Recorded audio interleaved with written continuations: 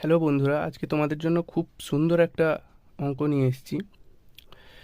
এরকম অঙ্কের ক্ষেত্রে যখন দেখবে দূরত্ব একই, তখন গতিবেগের যে সূত্রটা 2 × স্পিড 1 × স্পিড 2 বাই স্পিড 1 প্লাস স্পিড 2। তো আমরা এটা এখানেই অ্যাপ্লাই করব। 2x × 4x/8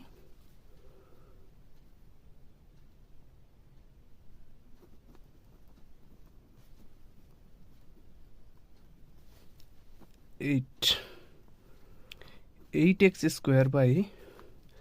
5x = 8, x =